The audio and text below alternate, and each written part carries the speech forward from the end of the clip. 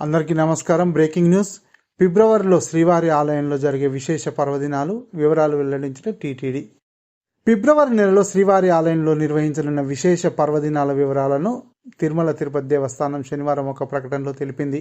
ఫిబ్రవరి 9న శ్రీ పురందర దాసుల ఆరాధోత్సవం, 10న తిరుకచ్చినంబి ఉత్సవం, 14న వసంత పంచమి, 16న రథసప్తమి, 19న తిరుకచ్చినంబి శాతమరు, 20న భీష్మ ఏకాదశి, 21న కులశేఖర ఆర్వాల్ వర్ష తిరు నక్షత్రం, 24న కుమార ధారాతీర్థముక్కోటి, మాఘ పౌర్ణమి గరుడ సేవ వేడుకలు నిర్వహించనున్నామని, భక్తులు విశేష ఉత్సవాల్లో పాల్గొనాలని పేర్కొంది.